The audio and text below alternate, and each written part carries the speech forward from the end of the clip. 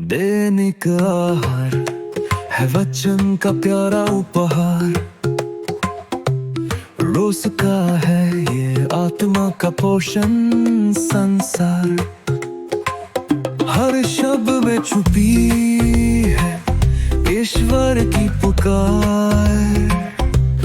आओ सुनो समझो जीवन में लाओ प्यार।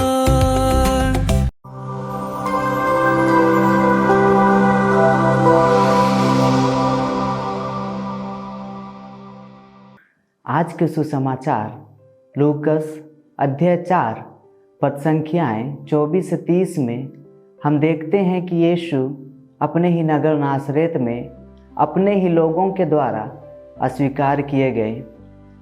प्रभु यीशु अपने नगर नासरेत में शिक्षा देते हैं। वे कहते हैं कोई भविष्यद्वक्ता अपने नगर में स्वीकार नहीं किया जाता।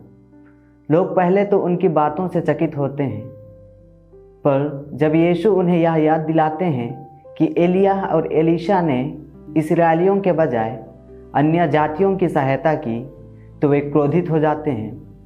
वे यीशु को पहाड़ से गिराकर मारना चाहते हैं, परंतु यीशु उनके बीच से निकलकर चले जाते हैं। आज के सुसमाचार मुख्य रूप से 3 प्रमुख बिंदुओं को उजागर करता है। पहला, वास्तविकता को अपनाना चुनौतीपूर्ण होता है।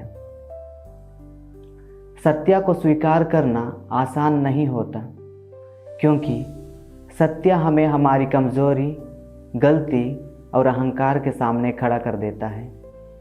जब कोई हमारी त्रुटि बताता है या ईश्वर का वचन हमें बदलने के लिए चुनौती देता है, तब हमारा मन असहज हो जाता है।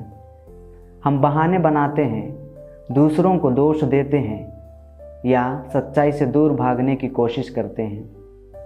नासरत के लोगों ने भी यीशु की सच्ची बातों को सुनकर क्रोध किया, क्योंकि वह उनके मन की सीमाओं को तोड़ रही थी।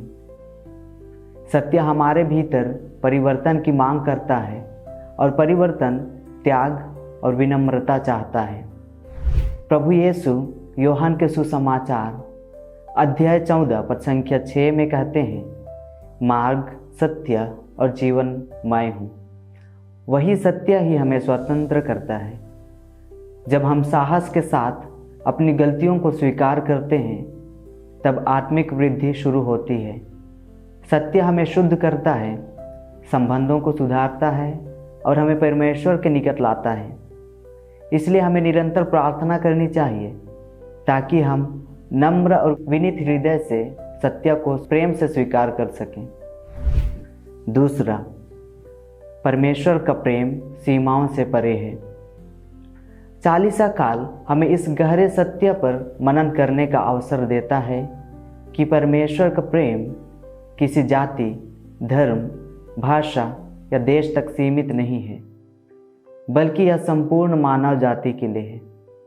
प्रभु यीशु ने अपने संपूर्ण जीवन और सेवा काई में दिखाया कि ईश्वर पापियों, रोगियों और गरीबों और तिरस्कृत लोगों से भी समान रूप से प्रेम करता है।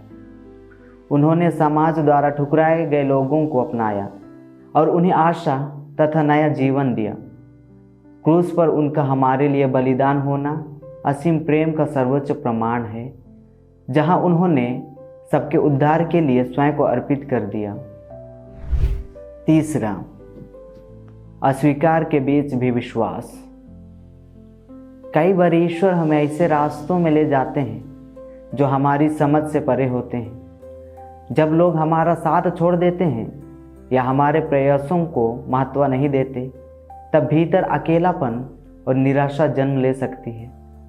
परंतु यही समय हमें अंदर से मजबूत बनाता है। अस्वीकार हमें सिखाता है कि हमारा पहचान लोगों की स्वीकृति से नहीं, बल्कि ईश्वर के प्रेम से तय होती है। हर असफलता और आलोचना हमारे चरित्र को निखारने का अवसर है। यदि हम धैर्य रखें और प्रार्थना में दृढ़ रहें, तो धीरे धीरे हम समझ पाएंगे कि हर ठुकराया जाना किसी बड़ी योजना की तैयारी हो सकती है। इसलिए कठिन समय में भी विश्वास को थामे रखना ही सच्ची विजय है। तो आइए हम प्रभु से प्रार्थना करें कि इस पवित्र चालीसा काल में हमें पश्चाताप और आत्मचिंतन की भावना दें। जैसे लोगों ने यीशु को अस्वीकार किया वैसे हम कभी ना करें। उपवास, प्रार्थना और त्याग के द्वारा हमारे हृदय को शुद्ध करें ताकि हम प्रभु के वचन को विश्वास से स्वीकार करें और उनके मार्ग पर सच्चाई से चल सकें। आमीन।